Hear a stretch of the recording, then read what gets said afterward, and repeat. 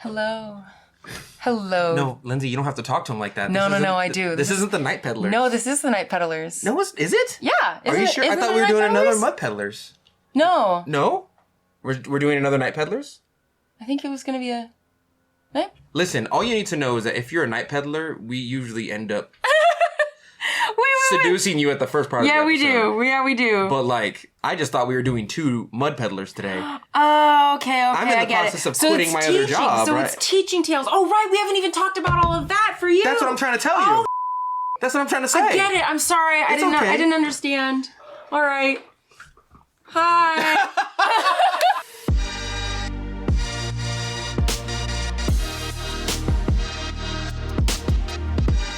This is the Mud Peddlers, a podcast where 2 nerdy ceramic artists share the behind the scenes of their worlds of clay. We are your hosts, Lindsey M Dillon. And I am Donte of Earth Nation. All right. So this week on the Mud Peddlers, we're doing a Teaching Tales update. Yeah, this one is going to be more open, I will say. Should we just tell them right now? Yeah. I quit my other job. Hey! So I did a YouTube episode on this, actually. Okay. Where I said I quit my job, and I explained it in depth. Mm-hmm. And the long and short of it is that, and I'll talk about finances just right now, right? Yeah. Also, because if you're a Night Peddler, you already have heard at least a little bit of this conversation. Why? Shh, Donte, let me finish. But we're going into it more... Okay, I'm sorry. Carry on. You're nasty. So, long story short, my regular 9-to-5 job. So the way it really started is that I worked 5 to 6 days a week, and then I had 1 day off for my daughter, YouTube editing, doing the store, making pottery, XYZ, all the other things that I do. And I was like, man, it's too much. So I started working 5 days a week, and then they raised the premiums on our health insurance that we get through our job. By a lot. It was almost double, right? And so they were taking over $100 per paycheck. Yeah. One of my buddies says, hey, you should probably just get on Cover California. They take a percentage. I think it's either Cover California or Medicare, Medicaid, one of the two. It's the government health insurance. Yeah, and you pay a percentage of what you make, and so it's $20 a month for me. And I have a family and I have a child, so they give me a little bit of a break. And he was like, you could probably not work 1 extra day every single week and still be making more money because you're not paying the health insurance. And I was like, damn, you're right. So I took that day off. And then I used that day to have extra income by teaching at IMCO, the industrial mineral company. And then I was making extra money. And then somebody poached me from IMCO months later and was come teach over here at this other place, which I won't say, but if you listen to the Night Peddlers, you probably already know what it is. Actually, I'm pretty sure if they listened to the earlier episodes of the Mud Peddlers, I don't know. I'm pretty sure they've already. I'm pretty sure we've already talked about it. Yeah. Right. And somebody poached me, and they're like, "Come work over here," and it is a facility, right? It seems to be a place in which people who are more well off than the average person, and I think when you say this to them. I said this. It's a high-end retirement. It's high, yeah. It's beautiful. I wish everybody could live in this place. I took Lindsay there, and she was like, "Damn." Beautiful. The crazy thing is, I said this in class. I was like, "Yeah, you guys seem to be more well off," and they're like, "We're not rich," and I was like, "Right, but you're not poor is the issue.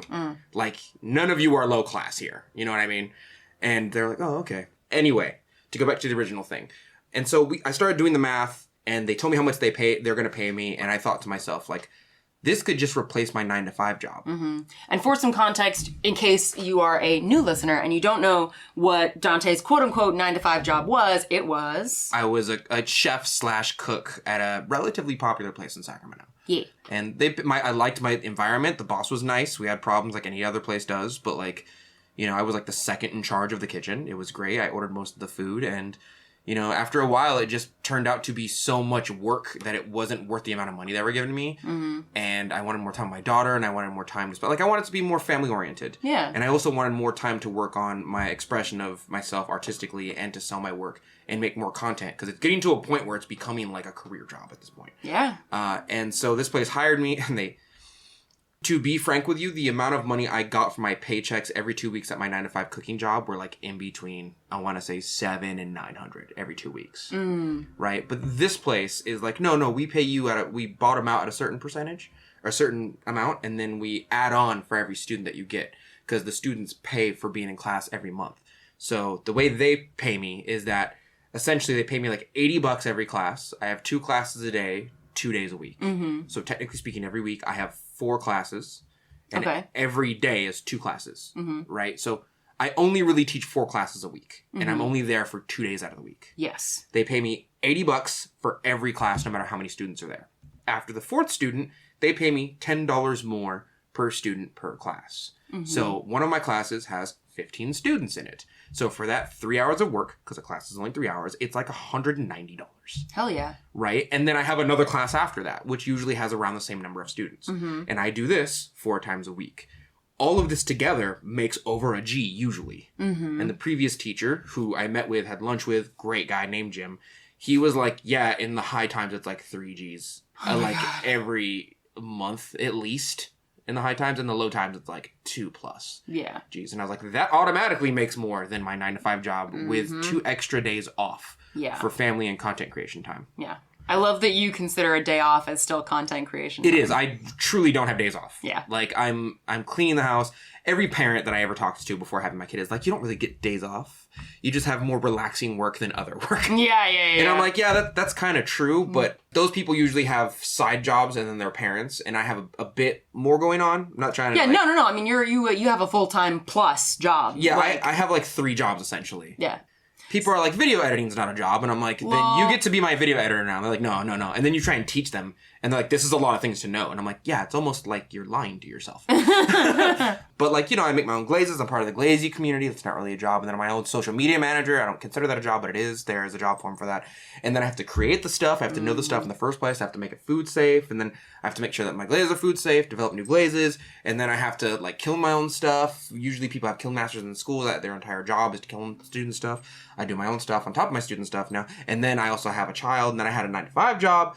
And then I had YouTube content creation on top of that. Like, I had a bunch of stuff going on. There's probably one more thing I'm just forgetting.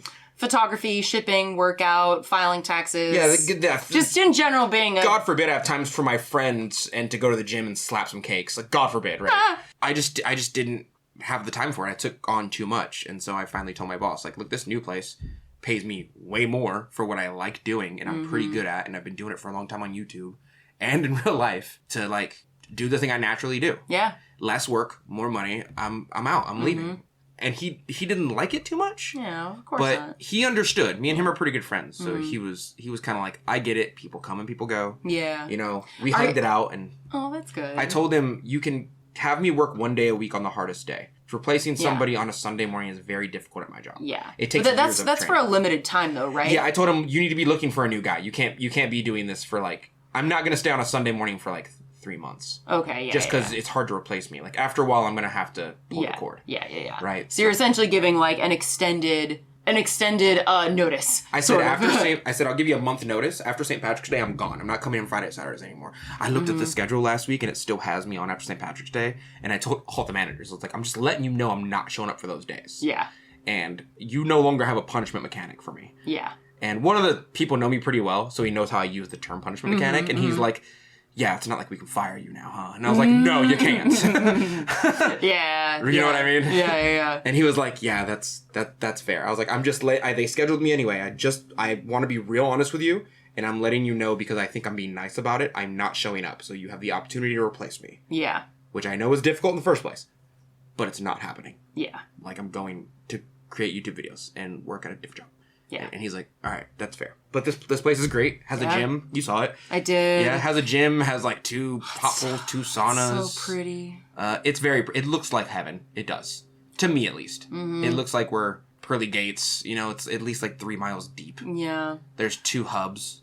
What I really enjoyed about it is, like, because of the just life situation of myself, what I've seen family and friends go through, and what I also know that most of people who don't have a lot of money go through in their life. Yeah. There was a part of me, like, in general, and I admit that I have this, but I have, like, kind of a chip on my shoulder about folks who have, like, a lot of money. Yeah. Mostly because I'm jealous, and also because I feel like our society should be structured in a way to make it so that the wage and the wealth gap should not be as big as it is, because it's also gotten a lot worse over the last, several decades. Yeah. But so there was this part of me that was like, I walked into Sun City kind of like, everybody here has so much money and I'm angry and it's, you know, but also, I was really curious to see, you know, the whole facilities. And then of course I get there, like everyone's so nice. They're very nice. Super, super nice. They're Everyone old generation nice. Everyone in your classes are, you know, everyone was so welcoming. They're still Clay people. They still have that vibe about them. Yeah, no, and so it was, I guess why I bring this up is because it's a good reminder for myself that like,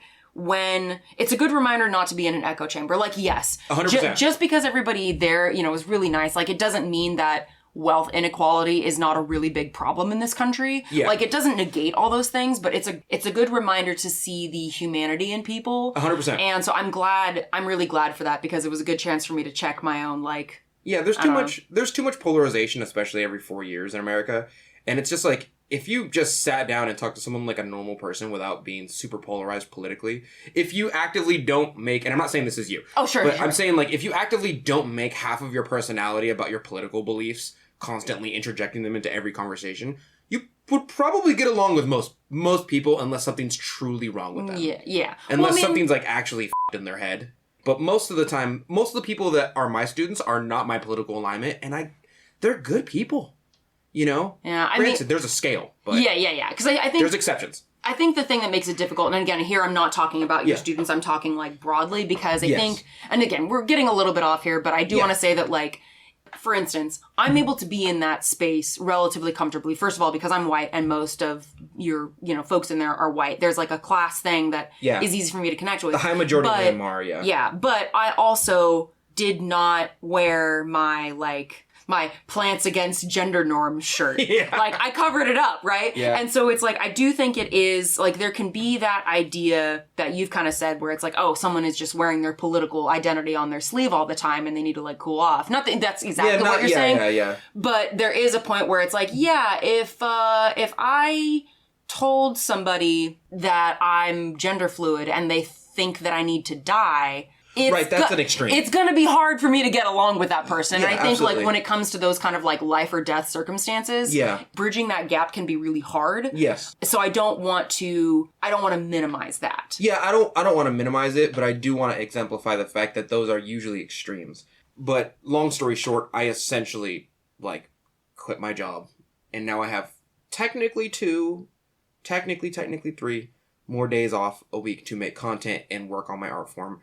And be doing glaze experiments and pottery and things of that nature. I'm on the precipice of making a new glaze. Oh I'm my on God. the edge of glory. But as far as a teaching dynamic, I think I've learned a lot more, and Tell me. In my age, I think I'm chilling out a little bit more, not because my mentality has changed, but because my methodologies have changed on how I approach a situation. Oh, tell me. Like yesterday, I did a beginner class, and I was like, okay, welcome to the class. Here are my rules. The first slide, you know, I did a slideshow. Yeah. My first slide is pull out the projector, pull the slideshow. My first one is like, my name's Donte. I was trained by this person. I've been doing pottery for this long. I've been doing this for this long. I developed glazes, XYZ, XYZ. And then I have a little list of rules for the second page. And the first and second rules are like, no religion, no politics. I do not care what political alignment you are. I do not care what religion you are. I'm not saying you can't talk about them ever, but there's the same rules as the dinner table.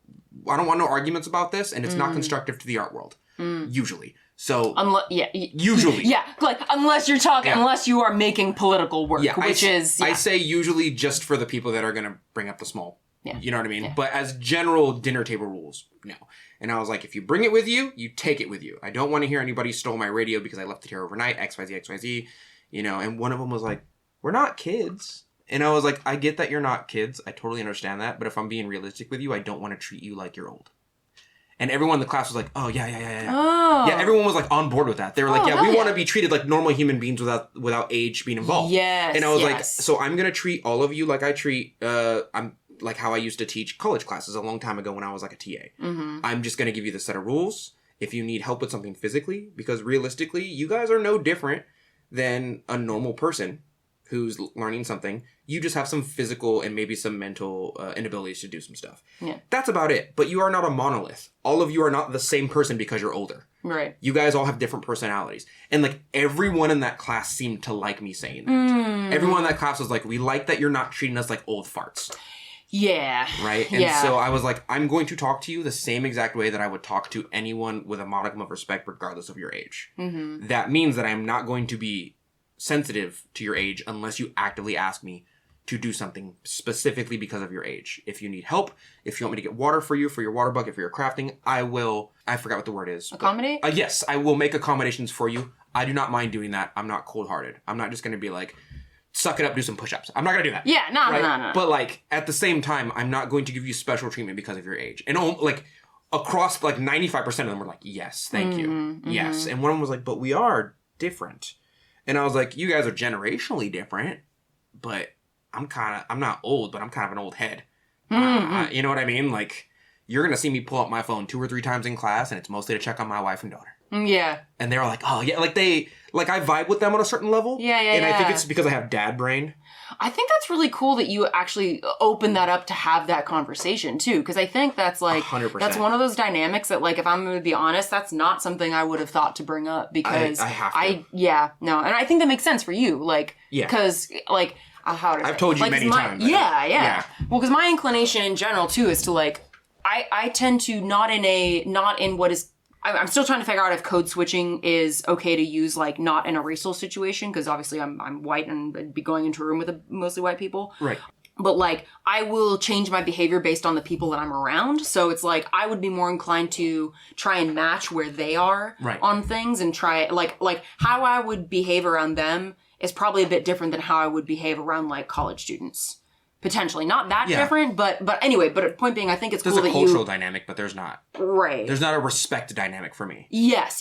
For me, I want to make it, and I know I've told you this before, and I know this sometimes rings like, you told me before, it rings like conservative bells, and I'm like, I don't want it to, because I never mean it in this, I never mean it in a politicized or a political lens way, but I am not going to treat you based on, and I actively do not care about, like, your race, your gender, your age, how you're born. I don't care. I'm going to treat you with respect until you show that your actions are no longer worthy of that respect. Like, I only care about what you do. And I just ding, ding, ding that bell because implicit bias and unconscious bias are still a thing. Yes, of course. But I actively try to, and I think this is a good example of it, where I'm like, I really don't care how old you are. I kind of just care how you act. To be real with you. And I'm going to treat you, like, if you're mean, I'm going to treat you mean. And if you're nice, I'm going to treat you nice. But your age and, like, that's what I strive for, is to treat everyone equally, regardless of how they're born. But, like, you know what I mean? Like, you guys are clearly older. I want to respect that, but I don't want to make it the whole, like, interaction and identity I have with you. Our relationship should not be based on your age or your race or your gender. Like, I don't care about those things. To such an extent, they become your whole personality. Right. And so they seem to enjoy that, because I think they've been treated... Treated. They've been trot. They've been treated as if they like are old. Yeah. And I'm like, not really. Yeah. No, I mean, yes, but also, like, I don't want to. Anyway. Overall, they seem to have the same basic dynamic as, like, every other school setting I've ever been into. The veterans who are already friends, who have been there for, like, over 2 years, are sitting in their own table. Yeah. You know, and, like, the newbies sit at their own table. You know what I mean? And, like, there is definitely, I'm not trying to make fun of anybody, there's definitely one annoying person in class that everyone's like, yeah, that's XYZ, effing irritating. You know what I mean? There's one person who's always like, excuse me, you're wrong because, and I'm like, okay. Like, there was an instance where somebody, and this is true, I don't want to fight this, somebody called me like a pottery snob. Oh, yeah. And then the next week they did the same thing I did, and I was like, hold on, you called me a pottery snob last week, but you're doing the same exact thing I just did.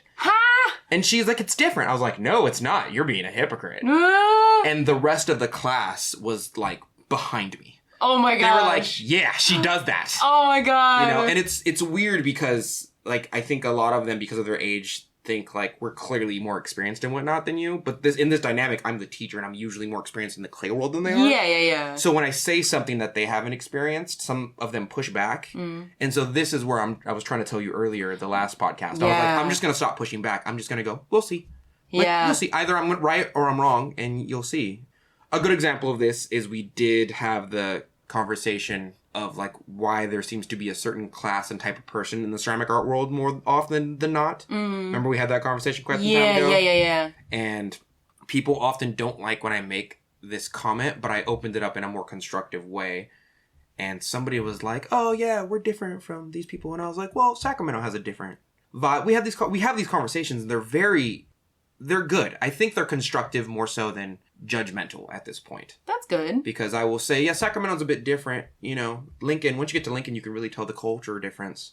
And she's like, what do you mean? And we had this conversation. And I was like, well, if I'm being honest with you, people who can express themselves in the ceramic art world are usually of a certain class and type because they have the availability of time, money, and space. And they've usually been at the top of the social, economic, political stratosphere for quite some time, historically speaking.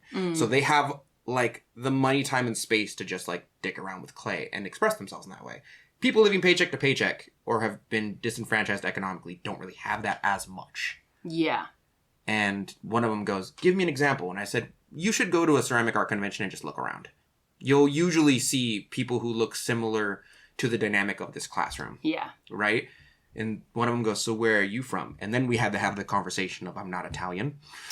Oh, boy. That led into that conversation. Oh, my God. Because I think everyone thought because I have curly hair and my skin is not glowing. Right. You know what I mean? Yeah. And like, they were like, oh, you're clearly Italian, right? Your name's Donte. And I was like, I am not Italian. I am German and black. Yeah. And then they were all like, what? But you have the skin. And I was like, I know, genetics are crazy. You know, and then it dawned on me like, oh, I probably wouldn't be here if that were the case. You know what I mean? Like, there's a lower chance than not that I would have. Like if you were more visibly black. Like if your skin was darker. Right. Like the clay, I don't think the clay world would have accepted me as much. But that's a stretch. But like, I still think there's a possibility. Yeah. You know what I mean? Yeah, I mean, it's, you would have, okay.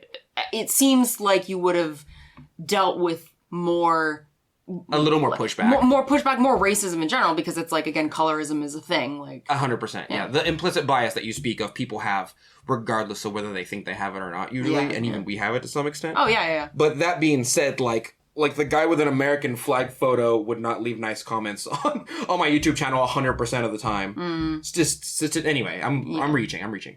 But I'm trying to be more constructive but it's cool because when I first got there, I have a very specific way of teaching where I pull out a PowerPoint presentation and I kind of profess to them, for lack of a better term, and I tell them, like, this is what this is, this is what this is, X, Y, Z, X, Y, Z, and I... Cool question, actually. Where did you get that projector? Because I thought that was really... I bought it on Shmamizon. What? Oh, Shmamizon. Yeah, it was a hundo. And then I have to buy the thing separate. It's not that bad. It works really well, and you can pop in a USB. That's cool. That's cool. Yeah, so it's like a portable projector and projector screen. Yes. And I thought that it was really good that you had that, also because sometimes relying on a particular school's or institution's technology could be, I just don't trust it. Yeah. So it's good. All the time. Yeah. So that's as like a teaching sort of technique. That's a good that you had that. I took it out. I thought you were gonna be impressed because you've never seen it before, and I took it out and I thought you were gonna be like, what the hell is that? But the projector's nice. I like the projector. So I create classes in PowerPoint. I'm sorry I didn't meet your expectations. You weren't as impressed as I thought you'd be. I'm so sorry. Well, because it's like, I was like, oh, yeah, portable projector. Like, I've seen things like that before, but I honestly also at first I assumed that it was the school's. No. So. It's mine. I carry it around. Yeah, that's good. It's good. But what I usually do is I have a projector, I put it up, and then the last class we had a talk about the anatomy of pots and how it relates to the historical significance of certain pots fitting certain styles and profiles. And that's a long sentence, but essentially the class was, what is this? And they went, that's the Grecian amphora vase. One of the history buffs. Because they used to be like, you know what I mean? Like history teachers and engineers and stuff like that before they retired here. And I go, great, how do you know that? And she goes, it just looks like that. And then I went to the second slide and I was like, here's where we talk about the anatomy of a pot and a profile. Here's the top, here's the lip, here's the shoulder, here's the body, and certain profiles and certain spaces anatomically on a pot look different based on the culture in which you use them usually. For example, the Greeks love to hold stuff in their pots, more famously serve wine in their pots, and they hold wine in their pots, so they have a lot of like handled pots. And then we went to like Korea, and I was like, Korean don't really have those that much. They don't have a lot of handles. They might have wine vases. And so we talked about that. Oh, cool. And afterwards, I got some really good feedback. She was like, I've never even thought of that. The reason why my brain relates that shape to Greece without even thinking about the reasons why it relates to Greece. Yeah. Oh, I love that. I'm learning slowly that they got taught away. This might be a generational thing. I'm not sure. They got taught away and then they never explored a secondary way how to do things. Like, here's a good example. They call stroke and coat, the Mako glaze, different stuff instead of glaze. I call stroke and coat glaze. Some of them call it low fire glaze because it can be fired at low fire. Huh. Some of them call it high fire glaze because it can go up to like cone 6 or 7. Huh. Some of them call it mid fire glaze because it goes to 5 and 6. Stroke and coat is it's just like glass mineral color. Hmm. It's almost like mason stains or underglaze with a little bit of glass in it. Interesting. And because of that, you can erase that extra step, right? But a lot of them also think it's underglaze. And I'm like, it's not underglaze. Right. Because it has glass in it. Right. Underglaze usually doesn't have a lot of glass in it to the point where it sticks to anything. Yeah. So I brought in last week a bottle of underglaze. Mm-hmm. And they were like, what is that? Oh. What is that? They didn't know about underglaze? 2 or 3 of them knew. The rest of them who have been taught to use stroke and coat have never known another world outside of it. Oh, okay. Right? Yeah, and so 2 or 3 of them were like, yeah, I use underglaze, and then I put an overglaze on it. You know, so I had to then explain the cone system. And like, I was like, this is 06. And we have the chart of the stroke and coat. This is not a commercial for them. We had a chart for stroke and coat. We had like here it is fired at 06. And they have a secondary chart. Here it is fired at cone 6. Mm-hmm. And I had to explain to them, these are the same glazes fired at different temperatures of stroke and coat. Mm-hmm. Right? And some of them were like, I didn't know that. And I was like, how long has this been here? And they're like, 5-6 years. Oh, man. And I'm like, no one told you that? And they go, no. And I said, it says it right here. And they're like, we didn't read it. Yeah. Or another problem is that they find the little pottery tricks that work in the ceramic art world. Like, technically speaking, you could put low fire glazes into high fire sometimes, 5, 6, which is technically mid fire, but whatever. And it works sometimes, but it doesn't always work because it's not developed to work at those cones. Right. So some of them are like, it worked last time. And I'm like, what does the bottle say? And they're like, it doesn't matter. It worked. And I'm like, the instructions are kind of important, guys. Yeah. This says low fire glaze on it, and you put it in the high fire, which means you probably overfire. One of them fired... Which, I mean, it doesn't mean that you can't, because you had that whole talk about how, yes, like, low fire glazes are not, like, the whole cones aren't real thing. Yes. So it's like... I went through the cones are not real phase because Mako makes glazes that survive from, like, 4 to 10. And it's crazy. And it's like the same... Anyway, whatever. It's the same glaze, too, which freaks me out. I still haven't gotten a straight answer on that. Like, why does your glaze have such a... Anyway, they don't know these little bits of information. They know the tricks. Only the tricks. You know what I mean? Like, none of them use Giffen grips. Oh. But, like, a few of them know how to tap center, but they don't know how to center. Oh, like center when they're, like, throwing on the wheel? Or centering as in, like, when you're trimming? When you're trimming. Which is crazy to me. Right? How do you... Right? I mean... It's confusing because so they don't know some of them, rather, I'm not saying all of them, but some of them they don't know, like, the base knowledge of something. They just know the after effects. Oh, okay, I got you. It was clear the teacher taught them, like, the speedy way to do stuff. Yeah. But then, like, they never learned. Like, I explained what glaze is made out of one day, and they were like, so it's just minerals floating in water? And I was like, yeah. Did no one ever tell you that? And they're like, why is it so goopy? I'm like, it's usually a gum solution. They're like, what is that? And I'm like, it's another thing. Yeah. It's another powder that goes in a glaze that makes it. Yeah, that makes a lot of sense because I feel like in general, that's how most, okay, this is a broad generalization, but I feel like at least that's my experience with how I was taught ceramics is that they teach you how to do things, but not why those things happen or like the underlying rules behind them. And it low-key reminds me of how I learned math in school because when it got to a certain point, like I was okay in math. Like I always got like A's and B's until I got to pre-calc. And then I was like, ooh, B minus, real close to a C, not good. But point being, it's like this is maybe not the best metaphor, but it's like I could kind of solve problems, but I didn't understand the baseline rules of like why we solve problems this way. Right, no one ever told you the base. Right, yeah, or they did, but I just didn't understand it. So it's like I feel like with ceramics, like we often get taught like, okay, here's how to throw, here's how to glaze, it's like how to do all the things, but that's why so many of us go so long before we learn like how to make a glaze, right, or how to load a kiln. It's like it's that technical side of ceramics that often doesn't get as you don't go into it as much because I go into it and they're like, and it like here's another one, right? And I don't know if you experienced this. You had one, but you didn't experience the base one. I did a presentation of how clay dries and the variables. I just did a YouTube video on this as well. Of the variables that mainly dictate how fast your clay dries. Yes. Right? And I don't know if you were there for that. I was there for that. Okay.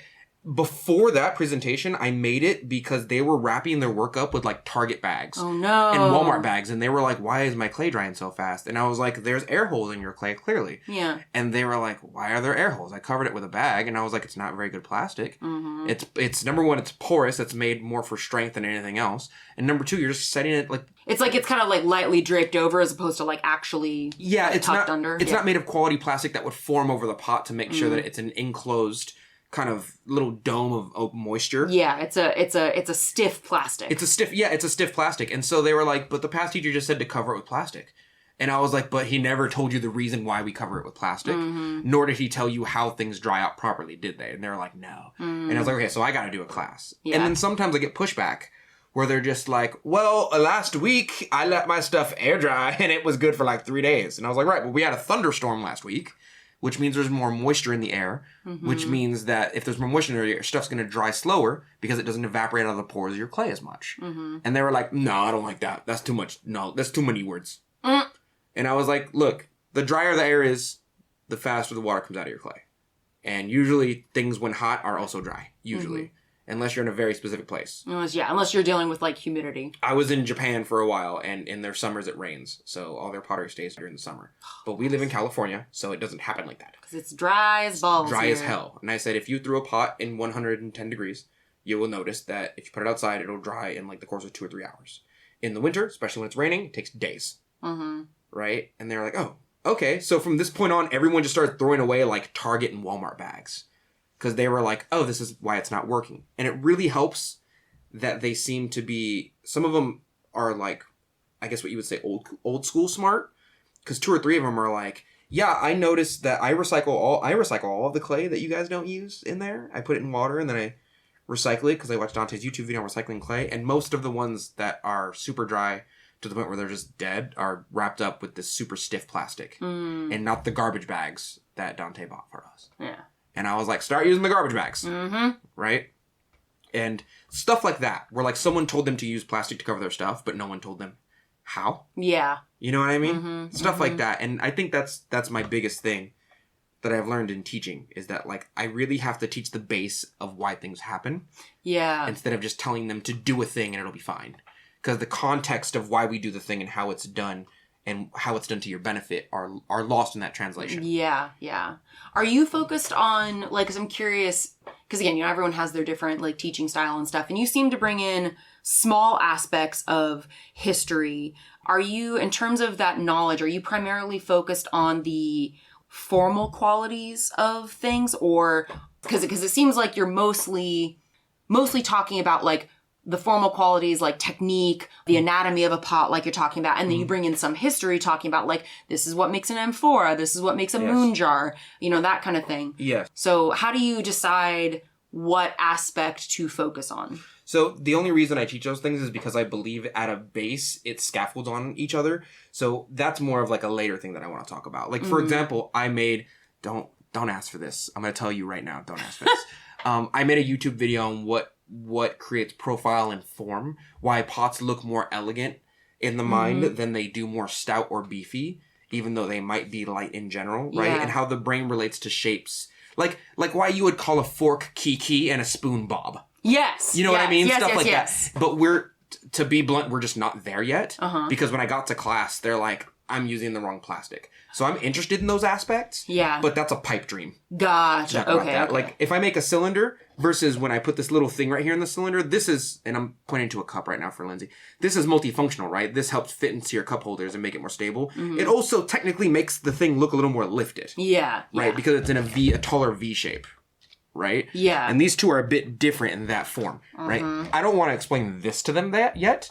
Because they're still learning how to wrap up their pots in plastic. Yeah. Right? Yeah. Like this month we're doing bubble glaze. And it's because I think it's exciting and it helps us develop plates. Yeah. Oh, okay. Right? One of them really wants to do bubble glaze. And I was like, you know what? Bubble glaze is super easy. Everyone seems to like it online. I see it all the time. So we'll do it. Yeah. We'll do it. It's very, very easy. And so I told them all, this month I want all of you to make 3 plates. The other thing that I have found in teaching is that I don't want to force anyone to do my lesson plans. Yeah. But I have to be very strict on, like, I'm not making a lesson plan just for you. Right. There's one person who's like, I want to do dragons. And I go, cool. Yeah, dragons! Yeah. I said, do you not want to follow the lesson plan of the bubble glaze system? And she goes, no, I just want to do my own thing, do dragons. And I said, okay, have fun doing your dragons. Ask me if you need any help. And then I went off my own, and she just kind of sat there waiting for me to teach her how to make a dragon. And after a good 10 minutes or so, she's like, well, what do I glaze this? And I go, I don't know, whatever you want. Right? And she's like, well, I want to make a dragon. I was like, go ahead, make a dragon. You know, and I have to be very like, I've created a lesson plan for you. If you don't want to follow it, that is your business. It's your money. You paid for the class. I'm not going to force you to do anything, but I'm not going to accommodate an entirely new project just for you. Because if everyone does that, the class will go to mayhem. Yeah. Right? You can't be the exception because everyone thinks they're the exception after a certain point. That's one facet that I have learned that I don't like that much. Not that they do it, but that I just can't do that for everyone. Yeah. Another thing, I have to respect their time.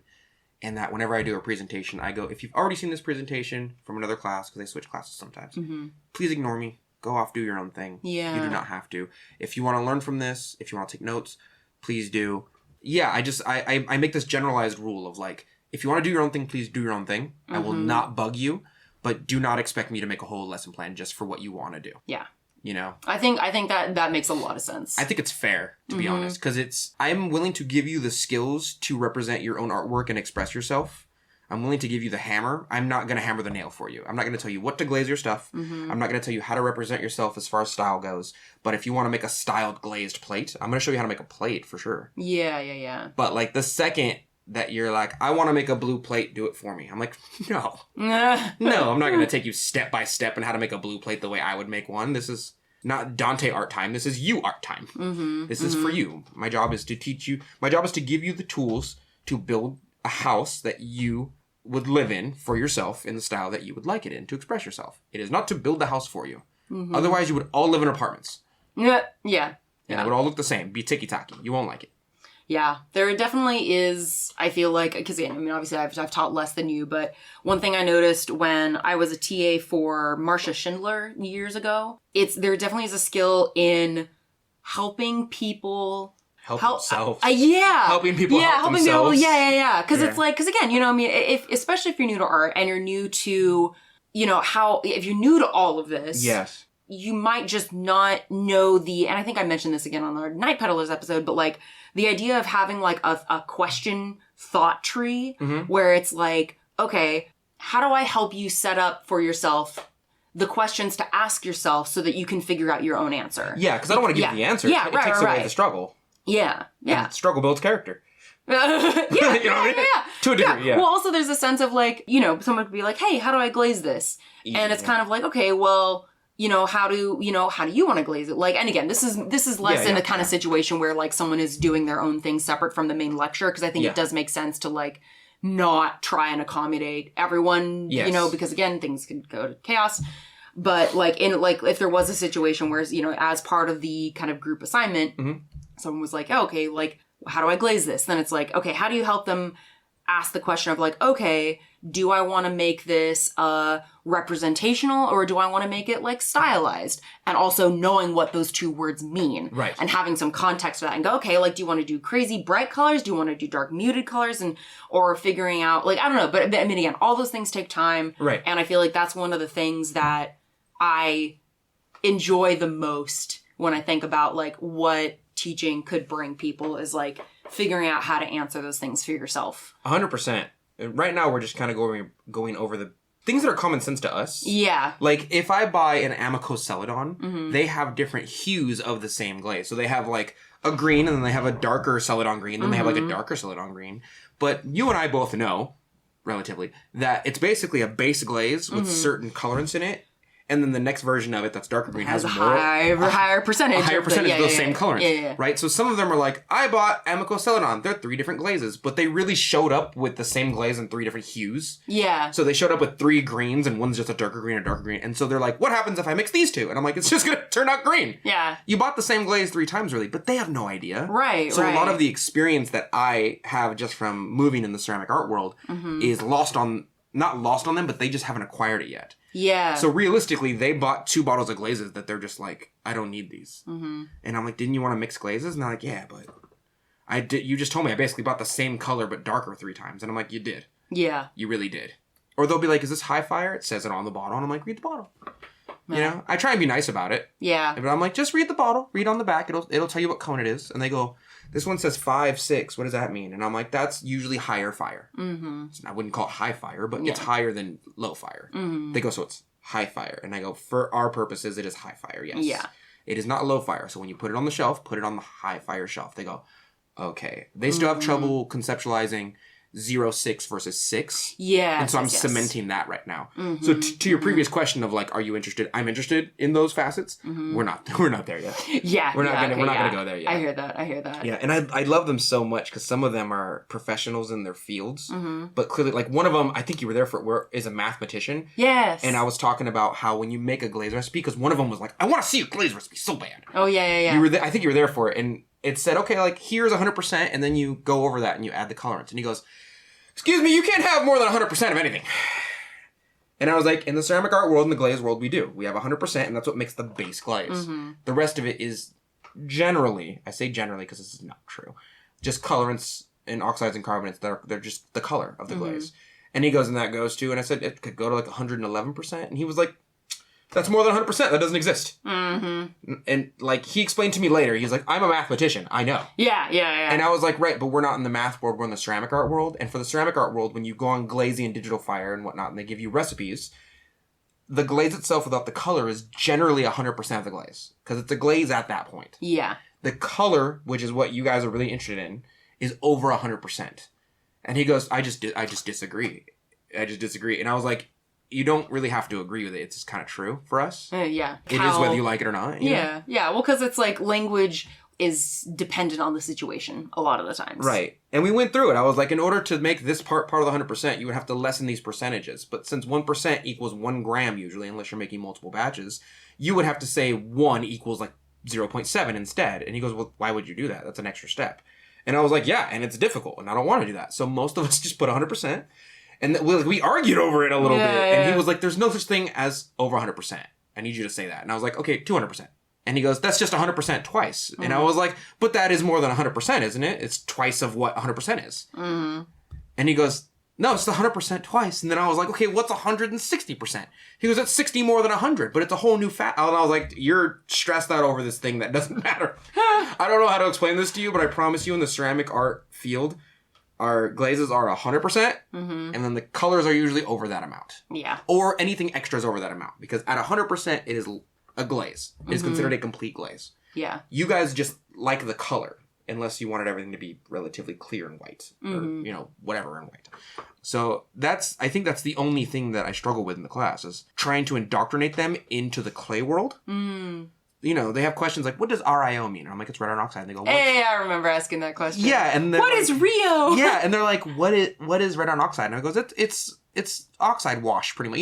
You mix the red powder with the oxide, with water to make oxide wash, red oxide wash. And they're like, yeah. And I was like, okay, the red powder is red iron oxide. It's red. It's iron oxide. Mm-hmm. And they were like, it like blew their mind. But they've been using it for years. Yeah. Just no one's ever told them that. Mm-hmm, mm-hmm. And I think that's what I'm struggling with at the moment. Is that I'm trying to teach them the base knowledge to the things they already do. Yeah. And usually it doesn't go this way. Usually I get beginners who are like, I don't know anything, so I can teach them from the base. Yeah. But the pushback I get is usually like, nah. And I'm like, well, let me explain to you why you...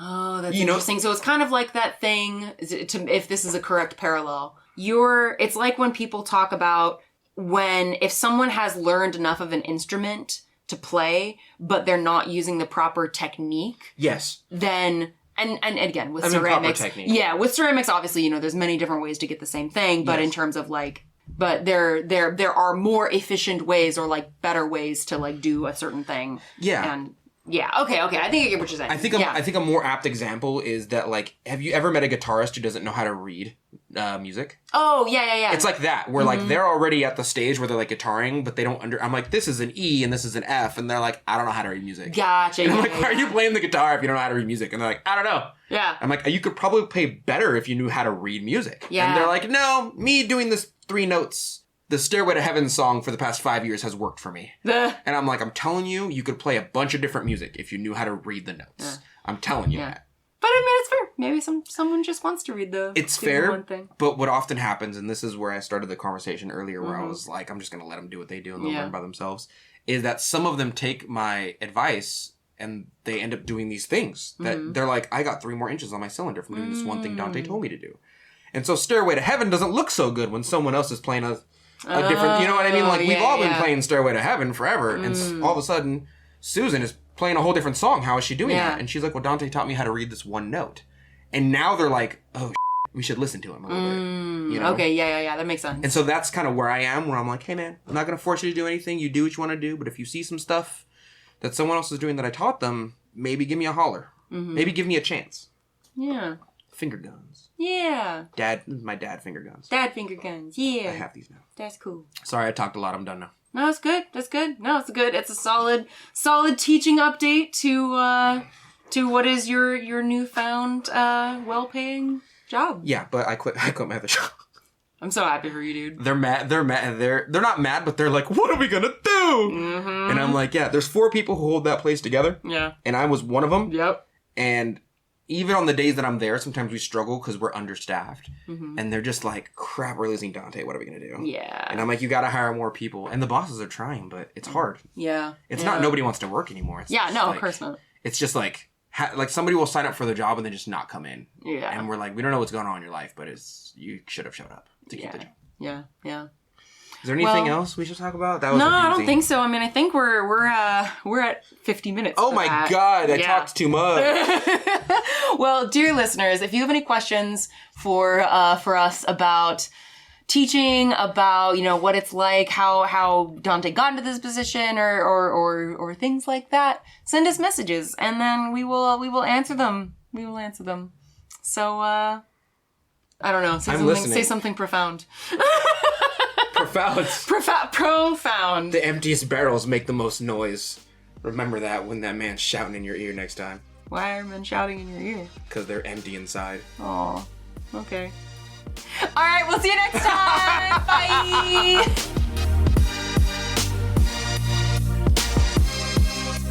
And that's it for today. Thank you so much for joining us for this episode of the Mud Peddlers. We would love to hear from you, so if you want to share your thoughts about the episodes or just see what Donte and I are working on in our studios, come say hi. You can find links to my social media at lindseyemdillon.com. That's LINDSEY, M as in monster, DILLON.com. And you can visit my pottery shop or see what I'm working on at earthnationceramics.com. And you can find me all over social media at Earth Nation Ceramics. It's spelled exactly how you think it's spelled.